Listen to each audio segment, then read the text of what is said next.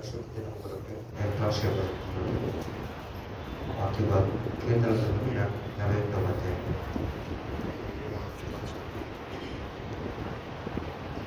దేవా, నీ కృప చొప్పున నన్ను కరుణింపుము, నీ వాత్సల్య బాహుల్యము చొప్పున నా అతిక్రమమును తుడిచివేయుము.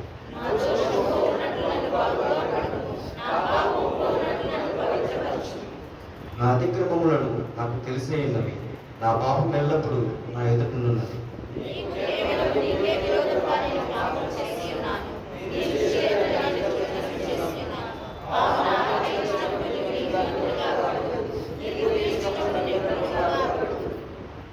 నేను పాపంలోనే పుట్టినవాడను, పాపంలోనే నా తల్లి నన్ను గర్భంలో ధరించండి.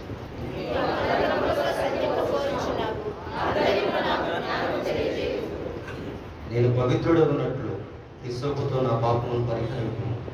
హిమము కంటేను నేను తెల్లగా ఉన్నట్లు నీవు నన్ను కడుగుము.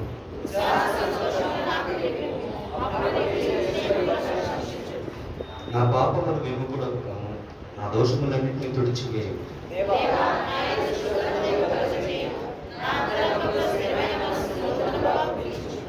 నీ సన్నిధిలో నుండి నన్ను త్రోసివేయము, నీ పరిశుద్ధాత్మ నా ఇద్దరు నుండి తీసివేయము.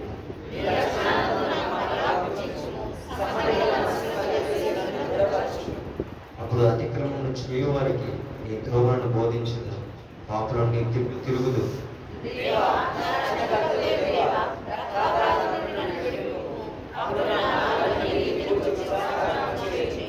ప్రభువా, నా నోరు నీ స్థుతిని ప్రచురపరుచున్నట్లు నా పెదవులను తెరువము.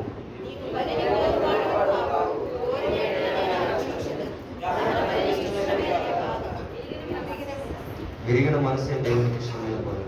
దేవా, విరిగి నలిగిన హృదయమును నీవు అలక్ష్యం చేయవు.